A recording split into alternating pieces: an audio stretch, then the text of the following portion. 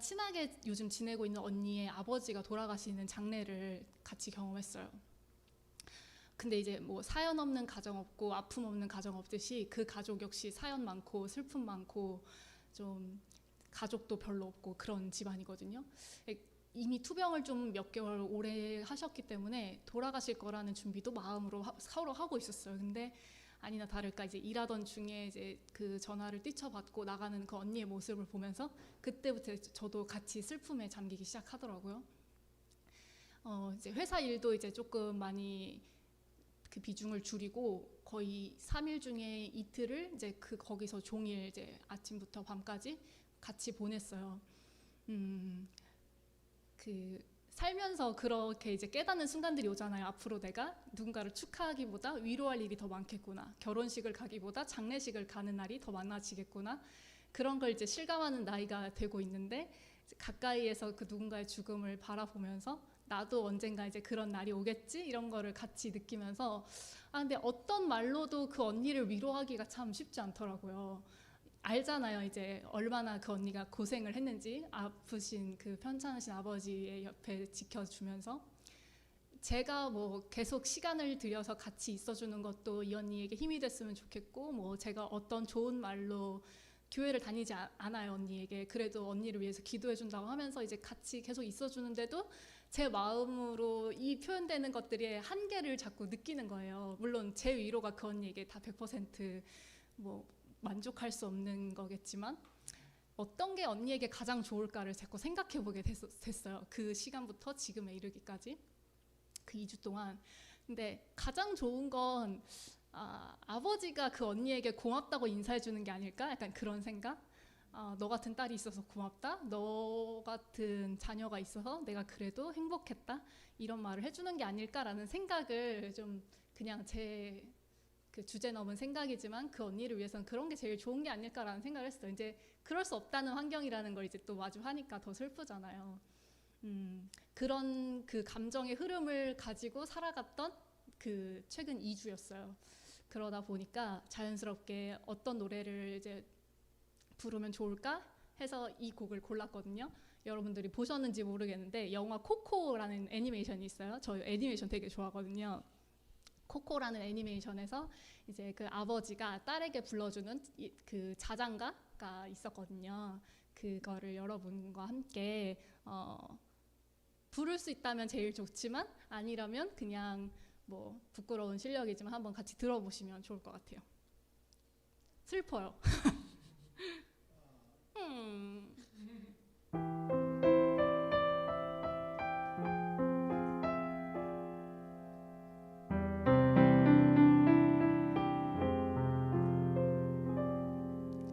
Remember me, though I have to say goodbye. Remember me,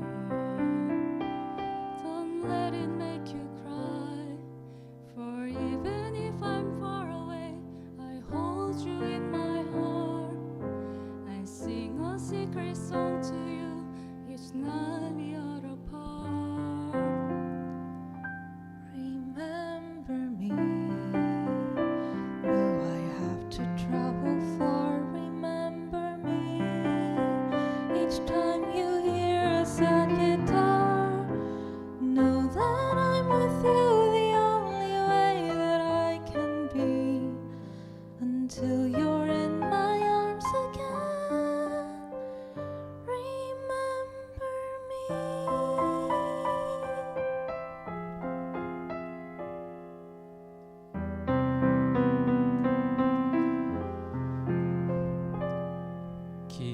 기억해줘.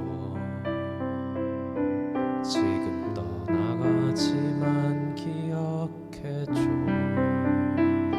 부디 혼자 울지만 몸은 저 멀리 있어도 내 맘은 내 곁에. 매일 밤마다 와서 조용히 노래해줄게. 기억해줘. 내가 어디에 있든 기억해줘. 슬픈 기타 소리 따라 우리 함께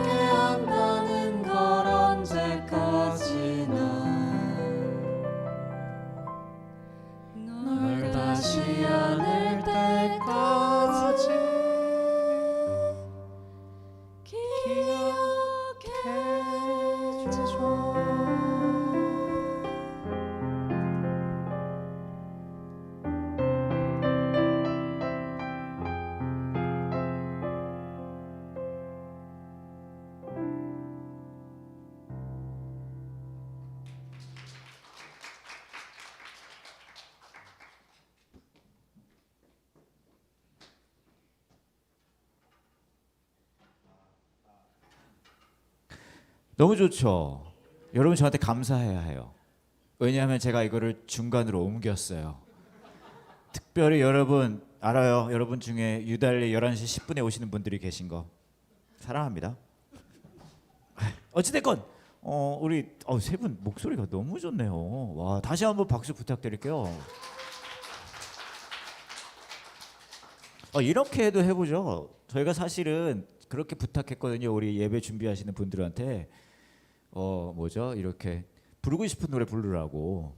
그리고 이런 스토리가 있으면 더 좋다. 아까 우리 지연님이 본인의 사랑하는 언니의 아버님 돌아가시는 거를 경험하면, 왜냐하면 우리 삶에서 경험하는 거잖아요.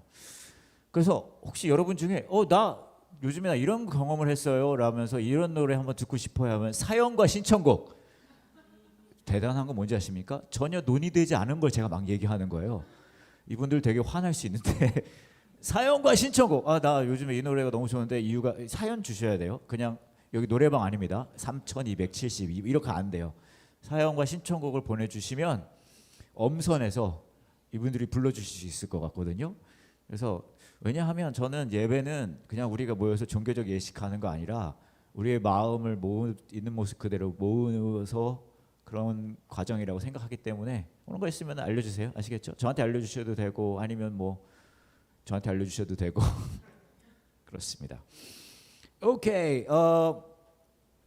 3월은 꽃도 피고 날도 따뜻해지고 겨울도 끝나고 해서 슬픔에 대한 이야기를 하고 있어요. 그래서 본격 슬픔을 다루는 시리즈를 하고 있고요. 밤새 운겨 라는 제목으로 슬픔에 대한 얘기하고 있고요. 오늘은 이제 저희가 예레미야 애가를 보면서 얘기하고 있고 오늘 두 번째 시간인데요. 하기 전에 인사는 합시다. 우리 앞뒤좌우 사지선사 전동나무 장호단에게 이렇게 얘기해요. 요즘 봄이 오고 있으니까 당신 때문에 이렇게 따뜻한 봄이 오고 있나 봐요. 이렇게 한번 인사해볼게요. 알아요? 마음에 없는 얘기인 거 알아요. 하지만 안녕하세요 이렇게 하지 말고 당신 때문에 이렇게 따뜻한 봄이 오고 있나. 고! 자, 인문학적 마음을 담아서 당신 덕분에 이렇게 봄이 오고 있나 봐요. 당신 덕분에. 해봐요. 어처구니 없는 소리 들으니까 다 기분 좋아지잖아요. 그렇죠? 여러분 중에 어떤 분은 막 무슨 소리야? 지구가 태양계가 공전하고 있어서 그럼 공전 맞나? 자전인 거. 그만하겠습니다. 모르는 얘기를 하려니까 풀어지지가 않아요. 자, 오늘은 두 번째 시간이고요. 함께 보실 예레미야 애가의 말씀은 2장 18절부터 22절인데 짧아요. 그래서 한번 같이 읽어보도록 할게요. 백성이 시작. 백성이 마음을 다하여 주께 부르짖기를 딸 시온의 성벽아 네 눈물을 밤낮으로 강물처럼 네 눈동자를 쉬게 하지 말고 눈물을 흘려라. 일어나 밤에 부르짖어라. 밤새도록 시간을 알릴 때마다 부르짖어라. 물을 쏟듯이 네 마음을 주님 앞에 쏟아부어라. 손을 높이 들어 주께 기도하여라. 거리 오기마다 굶주림으로 쓰러져 죽어가고 있는 네 자녀들을 살려달라고 기도하여라. 젊은이와 늙은이가 길바닥에 쓰러져 있습니다. 젊은 여자와 청년들은 칼에 맞아 쓰러졌습니다.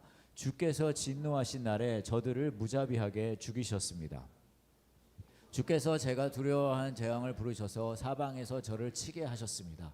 마치 잔치에 사람을 부르듯 재앙을 부르셨습니다. 여호와께서 진노하신 날에 아무도 도망치거나 살아남지 못했습니다. 제가 나아 기른 자들을 제 원수가 죽였습니다. 제가 미국에서 이제 중학교를 마치고 미국에 가서 살았거든요. 이민 가가지고. 그래서 고등학교, 대학교, 대학원까지 미국에서 있었는데 제가 미국에서 다니던 교회가 이제 작은 한인 교회였어요. 한인 교회 치고는 작은 편은 아니었는데 한 200여 명 정도 되는, 저희 교회보다 살짝 숫자 적은 편이죠, 그죠? 어쩌면 그 정도 되는 교회였는데 제가 그때 고등학교 때 그 교회를 다녔거든요. 근데 저희 교회에 그 세라라는 아이가 있었어요. 그 세라가 한 6살 정도 되는 아이였는데 세라 있나요? 세라라는 아이가 있었는데 그 어느 날 아직도 기억하는데 머리 또렷이 기억에 남는 게 세라가 진짜 조그맣고 이쁘장한 아이였어요. 그랬는데 어느 날 그 저희가 상상하지도 못한 일이 벌어졌는데 세라가 뇌 종양에 걸렸어요. 근데 뇌 종양에 걸려서 이제 굉장히 많이 아프다 그 이야기가 있었던 거예요. 그때부터 저희가 온 교회가 남녀노소 가리지 않고요. 온 교회가 매일 밤에 모여 기도했어요. 세라가 이제 회복될 수 있게 그걸 놓고 한 몇 주 동안을 그렇게 기도했거든요. 근데 저도 그걸 열심히 이제 참여해서 기도에 참여를 했고 진짜 뜨겁게 기도했어요. 매일 밤 모여가지고 막 세라 살려주세요 하나님 일해 주세요 역사해 주십시오 주님의 기적이 일기를 원합니다 막 그러면서 막 계속 매일 밤. 제가 아직도 또렷이 기억나는 게 이제 고등학생 때 일이기 하지만 세라가 교회를 오면 그 조그만 아이가 하얗고 조그만 애인데 삐쩍 말라가지고 이 코에 이렇게 그거 있잖아요. 그 호수 같은 거를 하고 그러고 교회 왔던 게 제가 아직도 이미지가 또렷이 기억이 나요. 그래서 우리는 이제 열심히 모여서 그렇게 기도했죠. 근데 그렇게 기도할 수 있었던 이유는 되게 단순했던 것 같아요. 뭐냐면 저희는 모두 온 교회 사람들이 남녀노소 가리지 않고 우리가 기도하면 세라가 이제 회복될 거라 믿었어요. 그렇게 한 3개월 정도를 매일 밤 기도회를 했는데 그러고 나서 세라는 죽었습니다.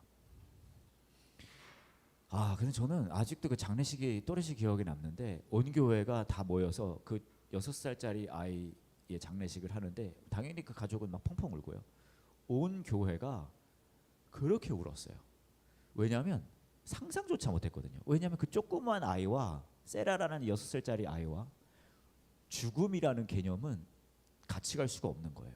우리가 상상을 못하는 거예요. 저도 역시 제 삶에 가장 처음으로 우리 이제 지연님도 이야기했지만 죽음이란 것을 직면한 시기가 그 시기였던 것 같아요.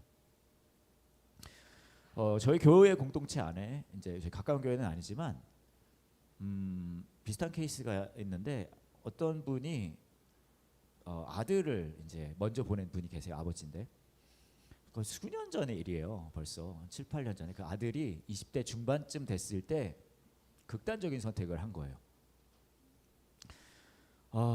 그래서 그때 당연히 너무 힘들었고 그랬었는데 그리고 수년이 지나고 난 다음에 한 4, 5년 지났던 것 같아요. 제가 이분하고 이제 점심 식사를 할 일이 있었어요. 그래서 둘이 만나서 뭐 사소한 얘기하다가 쭉쭉 얘기하는데 이분이 그 얘기를 하시더라고요. 써니 목사님 제가 궁금한 게 있다고 말씀하시라고 이제 저보다 형님이신데 근데 그러시는 거예요. 아들을 보낸 지가 지금 한 4, 5년이 지났는데 아직까지 여기에 응어리 같은 게 있다는 거예요. 이 응어리 같은 게 있고 없어지지 않는다는 거예요. 그래서 요즘도 4, 5년이 지났음에도 불구하고 매일 밤 술을 드시고 그래야 잘 수 있다는 거예요. 술 없이는 잘 수가 없대요. 그리고 매일 밤 술 드시고 막 수만 가지 생각들을 하시고 내가 그 아이에게 그때 이런 말을 하지 않았으면 어땠을까? 내가 아이에게 이런 행동을 하지 않았으면 어땠을까? 20대 중반까지 살았으니까 모든 나이 때마다 내가 아이에게 그걸 잘못해서 얘가 이렇게 된 게 아닐까라는 상상을 하면서 이 응어리가 있다는 거예요.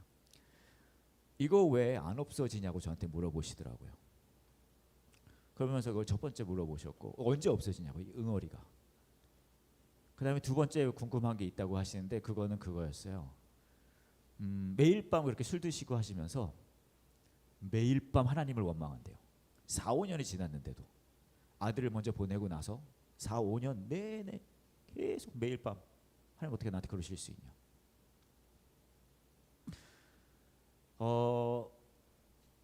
그러면서 그렇게 말씀하시더라고요. 매일 밤 내가 하나님을 원망하는데 저는 믿음이 없는 건가요? 라고 물어보시더라고요. 하나님을 매일 밤 원망하니까 어떻게 내가 믿음이 있다고 할 수 있습니까? 그렇게 물어보셨어요. 또 하나 말씀을 드리면 여러분 기억하시는지 모르겠는데 제가 예전에 노래를 가지고 뭐 이렇게 설교를 한 적이 있었어요. 근데 그 중에 이제 노래 중에 사랑 그렇게 보내네라는 노래가 있었습니다. 여기 가까운 교회에서는 우리 심지원님께서 멋있게 불러주셨거든요. 사랑 그렇게 보내네. 근데 같은 내용의 이야기를 제가 다른 교회 가서도 했는데 대전에 있는 교회 가서 이제 노래를 제가 소개하고 거기서도 어떤 분들이 노래를 했어요. 하지만 여러분 심지연님보다 한참 모자란 분들이에요. 그분은 분이 했어요. 근데 제가 이제 앉아서 저쯤에 앉아서 이제 노래를 들으면서 저는 이제 앉아 계신 분들의 표정을 봤거든요. 근데 그 중에 이 중간쯤에 앉아 계신 한 여자분이 이 노래를 들으면서 하염없이 우시는 거예요. 그냥 펑펑 우세요. 펑펑. 사랑 그렇게 보내네 혹시 노래 아시죠? 이문세님의 노래예요.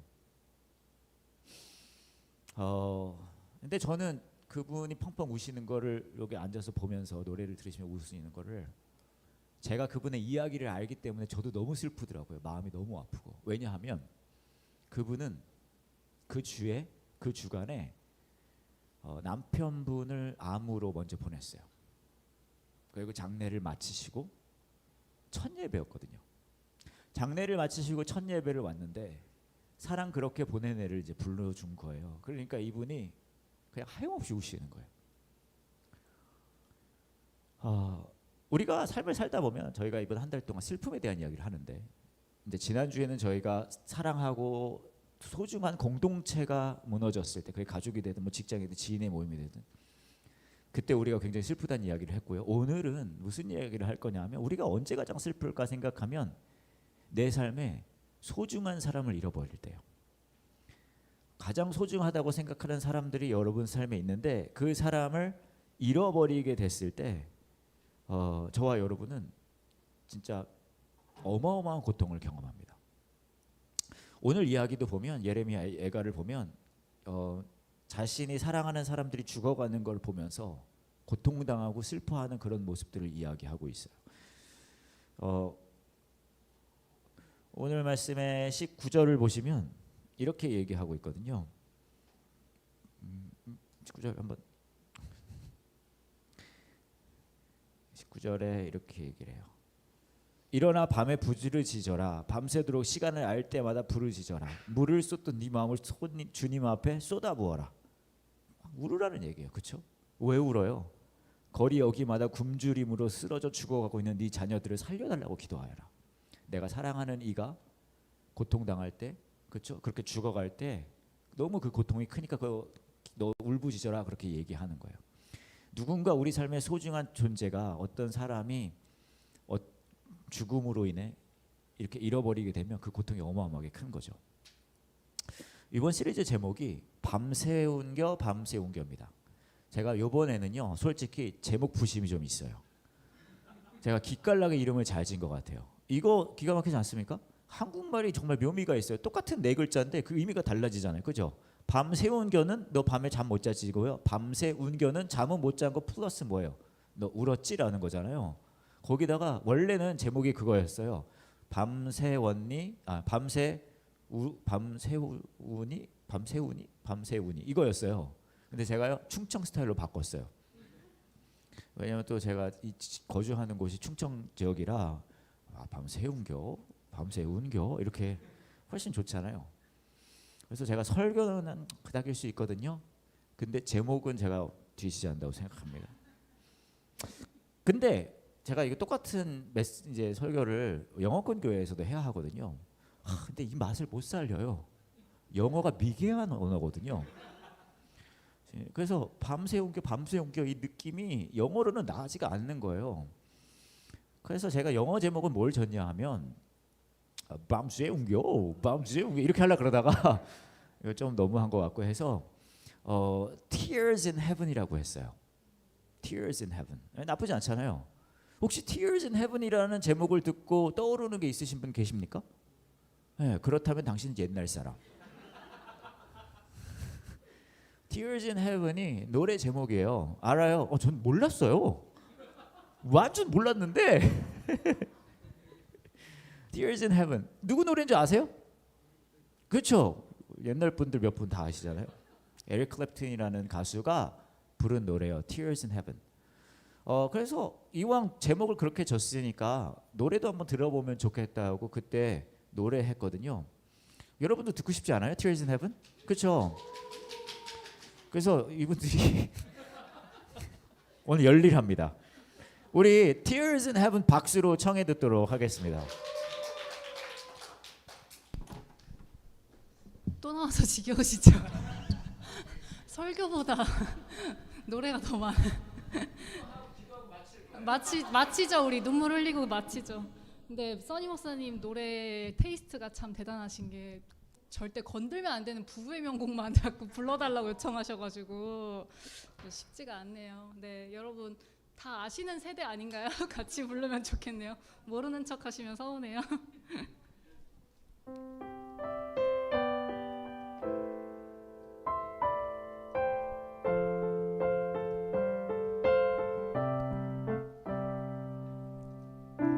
Would you know my name if I saw you in heaven? Would it be the same if I saw you in heaven? I must be strong and carry on, 'cause I know I don't belong here in heaven.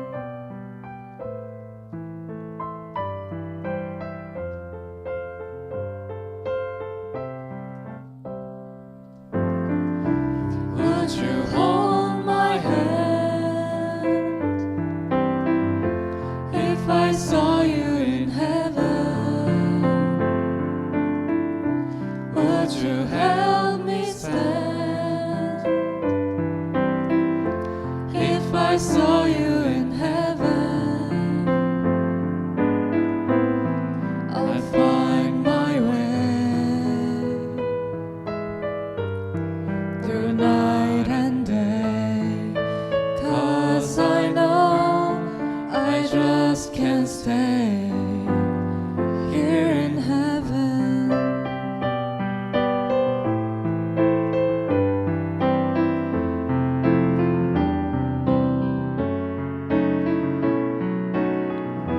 Time can bring you down, time can bend your knees.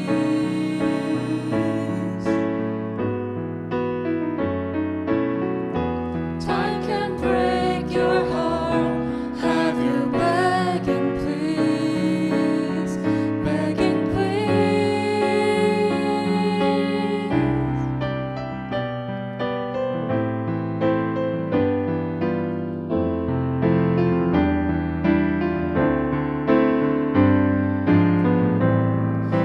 Beyond the door,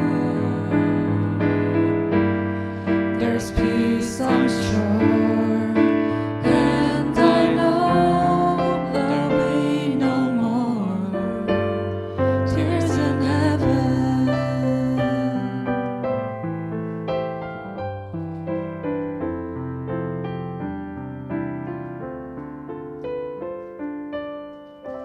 Would you know my name if I saw you in heaven?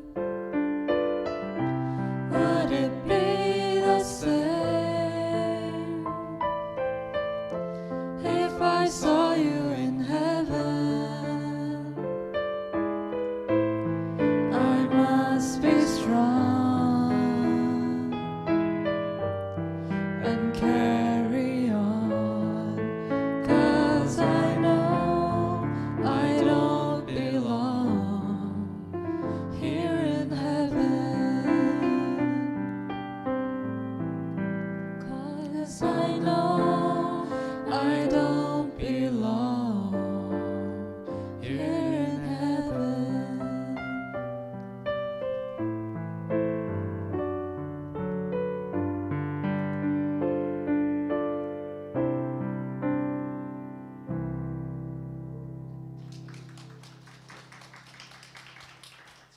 자, 이제 다 같이 일어나셔서 너무 세 분 잘하셨. 박수 한 번 더 부탁드릴게요. 아니 나 진짜 깜짝 놀랐네. 아까 Tears in Heaven 아시죠? 그랬더니 몇 번만 얘기하셨어요. 노래 아닌가 노래? 이렇게. 근데 좀 깜짝 놀란 게 따라라라라 이렇게 하니까 모두 따라 부르기 시작하시더라고요. 이런 옛날 사람들 같으니라고. 정체 딱 숨기고 말이야. 근데 이거 명곡이에요. 에릭 클랩튼이라는 사람이 이거 언제 나온 노래인지 아세요? 옛날 사람들아? 맞춰보세요. 90년대 맞아요. 90년대인데 그냥 90년대 아니고요. 91년도입니다. 그렇죠. 91년도에 나온 노래고요. 근데 이 노래가 어떤 스토리가 있는 노래냐 하면 대충 노래 보시면 아시겠지만 91년도에 나온 노래인데 에릭 클랩튼한테 아들이 있었어요. 그 당시 91년도에 4살이었어요. 카너. 근데 이 카너라는 친구가 이 맨하탄에 에릭 클랩튼이 아파트가 있는데 53층이었는데 거기서 떨어졌어요. 그래서 에릭 클랩튼이 너무 마음이 아파가지고 거기다가 그 당시에 가장 친한 친구가 헬리콥터 사고로 죽었어요. 근데 왜 죽었냐면 원래는 그 헬리콥터를 에릭 클랩튼이 타기로 한 헬리콥터였는데 친구가 대신 탄 거예요. 그랬는데 그렇게 해가지고 그 고통이 너무 커서 이 사람이 이 노래를 만든 거예요. 근데 이 가사 보시면은 되게 뭐 천국도 나오고 하니까 막 뭐랄까 이렇게 기독교적 노래 느낌이 나지만 사실 이 노래는 기독교적 노래가 아니에요. 그냥 그 느낌 나게 본인이 만든 노래예요. 막 여기도 천국이 있고 거기도 천국이 있고 막 그리고 뭐 그런 노래거든요. 근데 왜 이런 노래를 만들었냐면 에릭 클랩튼 간단해요. 자기가 사랑하는 사람을 잃어버렸잖아요. 그러니까 자신의 세상이 자신의 마음이 다 무너져 버리는 거예요. 그래서 뭘 했냐 이 사람이 이게 말이 되게 하는 대체적 세계관을 만든 거예요. 이게 꼭 종교적 얘기가 아니라 이래야지 자신이 사랑하는 사람들의 죽음을 감당할 수 있을 것 같아서 막 여기도 천국이 있고 거기도 천국이 있고 막 이런 세계관을 만들어서 견디고 싶은 거죠. 왜냐? 그만큼 우리 삶에 언제 고통이 가장 크게 오냐 하면 사랑하는 이를 잃었을 때요. 그게 죽음으로 잃었을 때도 있죠. 근데 때로는요. 관계로 잃을 때가 있어요. 죽음으로 잃었을 때 사랑하는 이를 잃을 때도 있지만 깨어진 관계 때문에 저희도 이제 교회 분들 중에 그런 얘기 많이 듣거든요. 아버지랑 얘기 안 한 지 몇 년 됐습니다. 동생이랑 얘기 안 한 지 몇 년 됐습니다. 만나지 않은 지 몇 년 됐습니다. 사랑하는 누군가와 꼭 죽음을 통해서가 아니라 깨어진 관계 때문에 잃어버리는 경우도 있어요. 그러면 진짜 마음이 무너지죠. 저는 아까도 말씀드렸듯이 중학교를 마치고 미국으로 이민을 갔는데 미국에서 고등학교를 다녔어요. 고등학교 다니다가 어느 날 이제 새 학기가 시작됐는데 뭔가 새로운 걸 해보고 싶어서 연극부에 들어갔어요. 이제 저희 교회도 이제 배우분들이 계시지만 연극부에 들어갔는데 그 얘기를 하더라고요. 그 학기에는 우리가 셰익스피어 작품을 준비한대요. 그 셰익스피어 작품 중에 헛소동이라는 작품이 있거든요. 근데 그 헛소동 작품을 한다 그래서 이렇게 했단 말이에요. 그래서 저도 이제 거기 참여하게 돼서 배역을 받았어요. 근데 제 배역이 뭐였냐 하면 병사 2였어요. 궁금하시죠? 그럼 병사가 몇 가지 있는지. 병사는 2까지밖에 없습니다. 병사 1, 2 중에 병사 2예요. 근데 제가 대사가 첫날 다 외웠어요. 대사가 4단어였어요. 내 주인님, 네.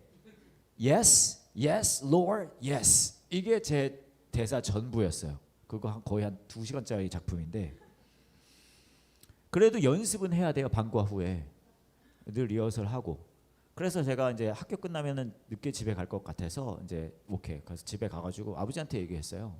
아버지 제가 이제 학교 끝나면 집에 바로 못 와요.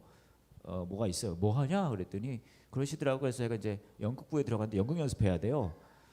그래? 근데 꼭 이걸 물어봐야 하나 봐요. 배역이 뭐냐? 병사입니다. 또 이걸 다 물어보시더라고요. 병사는 몇 가지 있는 거냐? 2까지 있습니다. 알겠다. 그러고서는 이제 연습을 막 했죠. 근데 무슨 일이 있었냐면 이렇게 연습하는 도중에 주인공 중에 한 명이 학교를 자퇴했어요. 그래서 다 업그레이드가 된 거예요. 배역이. 제가 뭐가 된 줄 아세요, 여러분? 그러니까 여러분은 상상력에 한계가 있는 거예요. 병사 2 다음 병사 1이라고 생각하죠?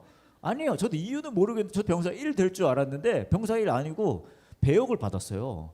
이름 있는 버지스라는 이름이 있고요. 근데 여전히 약 엑스트라예요. 이제 네 단어에서 대사량이 확 늘었어요. 네 줄이 됐어요. 네 단어에서 네 줄. 여전히 엑스트라죠. 근데 네 줄에 그거는 한 2주 걸려서 다 외우는데 약간 미친 배역이거든요. 막 없는 말을 타고 다니는. 어찌됐건 그거 해서 연습 열심히 했어요. 그러다가 이제 연극을 올리는 날이 됐습니다. 미국의 시골 고등학교에서 연극부가 연극을 올리는 거예요. 저는 여전히 엑스트라라서 시작하고 나서 거의 한 3-40분 지나야 출연을 해요. 그것도 미친놈처럼 딱 출연할 때 막 탁탁탁탁탁 하면서 이렇게 와서 앞을 보면서 제 첫 대사를 하거든요. 그래서 제 시간이 돼가지고 한 40분 기다렸다가 딱딱딱 해서 앞을 바라보고 첫 대사를 하는데 제가 깜짝 놀랐어요. 왜냐하면 미국의 시골 고등학교 그 강당에 연극을 하는데 그 객석에요 한국 사람들이 잔뜩 앉아 있는 거예요. 한국 사람이 잔뜩 앉아 있는 거예요. 나중에 알고 보니까 무슨 일이 벌어졌냐면 우리 아버지가 제가 엑스트라라고 이게 기죽을까봐 본인이 아는 사람들을 다 데려다 앉혀놓은 거예요. 티켓 값이 5불이었거든요. 저녁 다 사주고 티켓 다 사줘서 거기 다 쫙 앉혀놨어요. 더 웃기는 거는 이분들이 영어를 잘 못해요. 근데 셰익스피어 작품은 영어가 어렵거든요. 그러니까 3-40분 동안 못 알아듣고 계속 저만 기다리고 있는 거예요. 그러다가 제가 나타납니다. 나타나서 제가 첫 대사를 하잖아요. 그러고 다시 들어가요. 그리고 20분 있다 다시 나타나요. 그러면 저만 계속 기다리는 거죠. 대단하죠. 더 대단한 건요. 연극이 끝나고 난 후 가장 많은 꽃다발을 받은 사람은 주인공이 아니라 저였어요.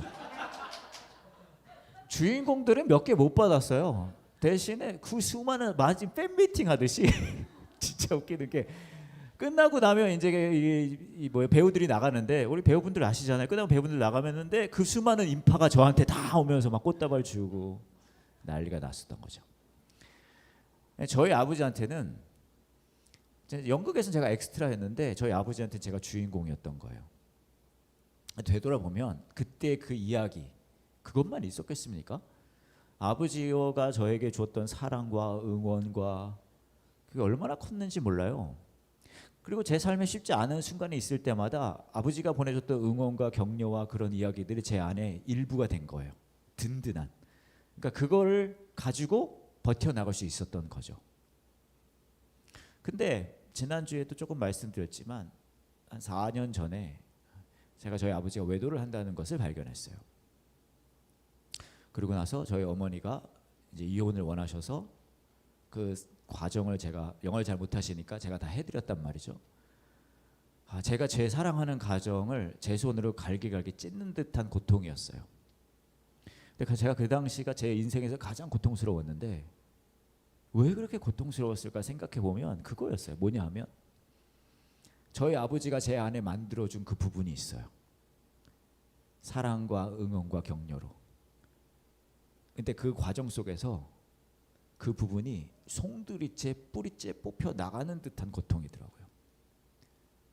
이제 난 돌아갈 데가 없구나. 그런 고통. 저와 여러분의 삶 속에 사랑하는 누군가를 잃어버렸을 때는요. 그냥 주위에 있는 사람 누군가가 한 명이 줄어든 게 아니에요. 그냥 내가 자주 보던 사람 중에 한 명이 없어진 게 아니에요. 그게 우리에게 고통이 되는 이유는 그 사랑하는 이를 잃어버렸을 때 그가 만들어 놓은 내 안에 일부가 송두리째 찢겨져 나가는 거거든요. 그러니까 그게 고통스러운 거예요. 제가 아까 말씀드렸던 자신의 사랑하는 이를 먼저 보낸 그분들 있잖아요. 그 고통인 거예요. 그냥 우리 가족 중에 인원이 한 명 줄었네. 이게 아니잖아요. 그 사람이 만들어 오는 나의 세계가 뿌리째 뽑혀 나가는 거죠. 여러분도 아마 여러분의 삶 속에 그런 경험을 하신 적이 있으실 거예요. 사랑하는 누군가를 잃었을 때 그 고통이 큰 이유는 그런 거거든요. 사실 다음 달이 되면 너무나 많은 사람들이 함께 슬퍼했던 비극적 사건의 10주년이 되는 달이 돼요. 뭔지 기억나세요? 그렇죠? 세월호 참사였어요. 벌써 그게 10년이 됐습니다. 근데 그 세월호 참사가 나고 나서 여러분도 다 굉장히 받아들이기 어려우셨잖아요. 그러고 나서 바로 다음 날 저희 교회 요한 목사님이 그러시더라고요. 뭐라도 해야 되지 않아?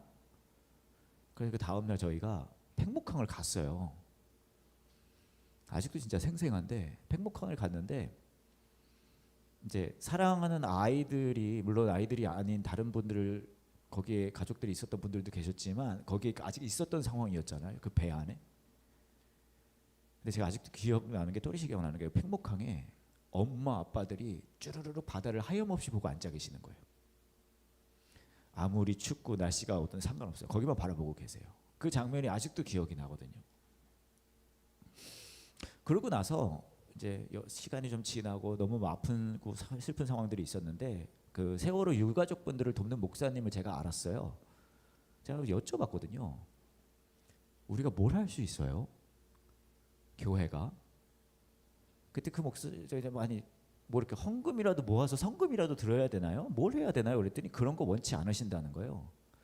그럼 그분들은 도대체 뭘 원하세요? 그때 그 얘기를 하시더라고요. 자신들의 이야기를 들어주길 원하신대요. 그래서 한 2주년 때인가 저희가 세월호 유가족 어머님들을 3분인가를 저희 가까운 교회에 모셨었어요. 그래서 그분들의 이야기를 저희가 들어드린 적이 있습니다. 근데 저도 이제 같이 얘기도 나눠보고 했는데 그 얘기를 하시더라고요. 사람들이 자꾸 이제 그만하고 일상으로 돌아가라 그런대요. 근데 그분이 그러시더라고요. 근데 저희는 이제 돌아갈 일상이 없다고. 그렇게 우리 아이들 보내고 나서 우리 돌아간 일상은 사라졌다는 거예요. 왜냐면 그게 뿌리채 다 뽑혀서 나갔으니까.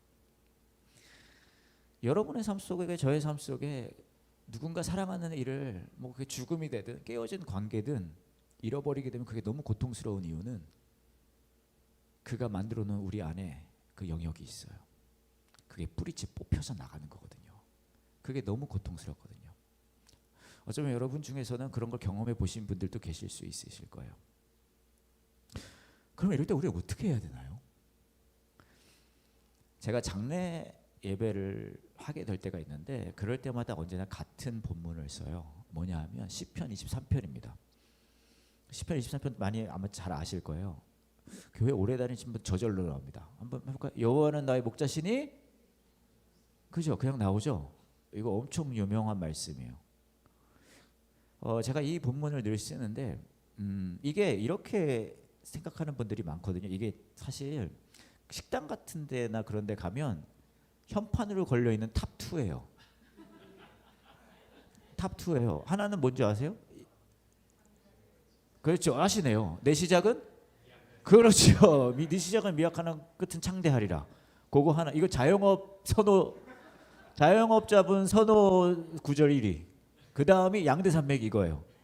여호와는 나의 목자시니 내게 부족함이 없으리로다. 왜냐하면 두 개 다 굉장히 자영업자 필이 나요. 그렇죠? 투자금은 미약하나? 그죠? 아니면은 또 이거는 뭐예요? 내 목자시니까 부족함. 이거 왜 그렇게 생각하냐면 이렇게 생각하거든요. 하나님이 나 부족함 없게 나 채워줘야 된다는 약간 얘기 할 말 했잖아요. 이거거든요. 근데 사실 이게 그 의미가 아니에요. 이거는요. 이게 히브리어적 표현인데 앞에 말과 뒷말이 같다는 의미거든요. 그 말은 무슨 말이냐면 제가 쉽게 표현해 드릴게요. 다 길게 가면 재미없으니까. 여호와는 목자니까 내가 부족함이 없다는 거예요. 제가 더 적나라하게 말씀드릴게요. 여호와는 목자니까 이걸로 충분하다는 얘기예요. 어머나 여러분들 표정 변하는 거 봐. 여호와가 나의 목자시니까 그거면 충분하다는 거예요. 제가 장례 예배 갈 때 이걸 얘기를 하는 이유는 사랑하는 누군가를 잃어버린 그 고통과 슬픔은 너무 커요. 그렇죠? 아까 말씀드렸지만 사랑하는 딸이 오랫동안 아파가다가 온 교회가 기도 열심히 했는데 그 아이가 천국에 갔어요. 할 수 있는 게 뭐가 있습니까? 사랑하는 아들이 20대 중반에 극단적인 선택을 했는데 몇 년이 지나도 이 응어리가 풀리지가 않고 없어지지가 않아요. 이거 언제 없어질지 도대체 모르겠는 거예요. 그리고 매일 밤 하나님을 원망합니다. 그럼 뭐 어떻게 해야 돼요? 사랑하는 남편이 암투병 하다가 지금 그 사랑하는 남편 먼저 보내고 장례를 마친 상황에서 사랑 그렇게 보낸 애를 들으면서 하염없이 울고 있어요. 이분 뭐 어떻게 해야 돼요? 나의 가장 중요한 부분을 만들어준 아버지가 우리 가정에서 찢겨져 나가는 고통을, 그것 때문에 쳐 울고 있는 40대 중반의 이 어린아이는 뭘 어떻게 해야 합니까? 여기서부터 출발하는 거예요. 뭡니까? 그럼에도 불구하고 여호와가 나의 목자시니 그걸면 충분합니다. 그리고 쳐 우는 거예요. 그리고 또 다시 하는 거예요. 그럼에도 불구하고 여호와는 나의 목자시니 그거면 충분합니다. 그리고 또 쳐 우는 거예요. 그러다가 또 여호와는 나의 목자시니 그러면 충분합니다. 그럼 그러실 거예요. 근데 알겠습니다, 목사님. 근데 이 고통은 어떻게 합니까? 이 고통이 가시지 않는데요. 1절이 이렇게 시작해요. 여호와는 나의 목자시니 내게 부족함이 없습니다. 그렇죠? 근데 6절은 이렇게 말해요. 여호와의 선하심과 사랑하심이 내가 죽는 날까지 나와 함께 하실 것이 틀림없습니다. 이 말은 무슨 말이냐면 이 여호와 선하심과 사랑하심이라는 말은 히브리 말로 이 말입니다. 들어보신 적 있으실 수도 있어요. 이거 약간 어려운 발음이긴 한데 헤세드예요. 가래를 끓는 소리를 내지만 뱉어서는 안 돼요. 헤세드. 하나님의 변함없는 사랑을 표현하는 말이에요. 근데 여기 죽는 날까지 함께 한다는 말은요, 무슨 말이냐 하면 쫓아간다는 말이에요. 내가 아까 그분이 그랬잖아요. 나 하나님 매일 원망하는데 이거 믿음이라고 할 수 있습니까? 그 믿음이에요. 왠지 아세요? 이분이 원망을 하는 이유는 그걸 믿기 때문이거든요. 하나님 나 끝까지 쫓아온다고 했잖아요. 근데 이게 뭐예요? 우리는 그렇게 생각하거든요. 믿음을 내가 하나님을 꼭 붙잡고 있는 거라고. 그거 믿음 아니에요. 그건 슬로건이에요. 우린 그렇게 해본 적이 없어요.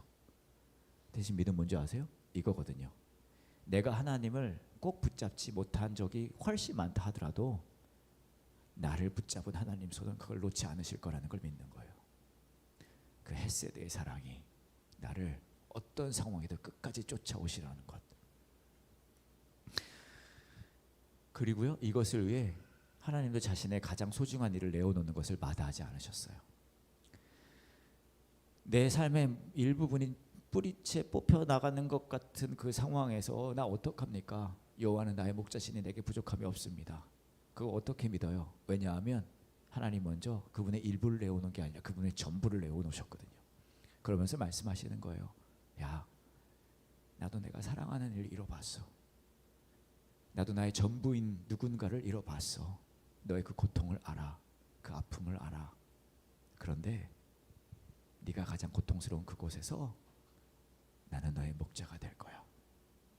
그러니까 같이 한 걸음씩 내딛어 보자. 그래서 우리가 다시 한번 말하는 거예요. 여호와는 나의 목자시니 그걸로 충분합니다. 그리고 쳐 우세요. 그리고 그 쳐 우는 상황 속에 끝까지 여러분을 저를 붙들고 가시겠다는 그 헤세드의 사랑을 누릴 수 있는 저와 여러분 되기를 원합니다. 기도할게요. 이상하게 같이 기도하실 때 여러분의 삶에 정말 소중한 누군가를 잃어버려서 고통당하는 분들이 있으실 수 있어요. 그게 죽음 때문에 잃어버린 분들도 계실 거예요. 너무 사랑하는데 갑작스러운 죽음으로 인해 그게 뭐 사랑하는 부모님이 될 수도 있고 누군가가 될 수 있어요. 그 당시는 아마 그냥 담담하게 넘어가야지, 그냥 이겨내야지, 견뎌내야지 그러실 수 있어요. 그러면서 여러분의 그 슬픔을 여러분 마음 한구석에 깊게 묻어 놓으셨겠죠. 그리고 너무 슬프고 아프니까 그쪽 쳐다보지 않으셨을 거예요. 근데 하나님 그렇게 말씀하세요. 나한테 와서 울어라. 너 많이 슬프잖아. 너 그거 마음 아픈 거 아니야? 괜찮아, 울어도 돼. 그리고 여러분들 중에서는 너무나 사랑하는 일을 깨어진 관계 때문에 잃어버린 분들도 계실 수 있어요. 너무나 갑작스럽게 어떻게 이 사람 나한테 이럴 수 있지? 너무나 사랑하고 신뢰했는데 그 사람이 여러분의 그 사랑하는 마음, 신뢰하는 마음을 깨뜨리고 고통 주고 배신한 그런 분들이 있을 수 있어요. 그거 역시 마음 저쪽에 묻어 놓으셨겠죠. 그거 생각하면 너무 마음 아프니까. 그리고 여러분들 중에서는 너무 사랑하는 누군가를 지금 잃어버리고 있는 것 같아서 슬픈 분들 계실 수 있어요. 사랑하는 자녀가 될 수 있고, 배우자가 될 수 있고, 부모님이 될 수 있고, 뭘 어떻게 할 수가 없어요. 너무나 소중하고 나에게 전부인 존재가 점점 사라져가고 있어요. 어떻게 붙들 수도 없어요. 근데 세 가지 경우 다 똑같아요. 그 소중한 존재가 여러분 안에 만들어 놓은 그 영역이 뿌리째 뽑혀나가고 있어요. 그때 그냥 하나님 앞에 그 마음을 내어놓으시기를 원합니다. 내 마음이 무너지고 있습니다. 하나님, 너무 슬퍼요. 너무 고통스러워요. 할 수 있는 게 하나도 없어요. 그리고 우린 그렇게 기도하는 거죠. 그럼에도 불구하고 여호와가 나의 목자시니 그걸로 충분합니다. 도와주세요. 자신의 모든 것을 내어놓으면서까지 그 사랑을 증명해 주신 그 십자가의 사랑을 놓치지 않게 도와주세요. 지금도 너무 고통스럽지만 그 고통스러운 마음을 그 피 흘리신 손으로 만져주세요. 여호와는 나의 목자시니 그걸로 충분하니까요. 이 시간 그 여러분의 그 마음을 있는 모습 그대로 처참해지고 비참해진 마음 그대로 하나님 앞에 내어놓는 시간 되기를 원합니다. 같이 기도할게요.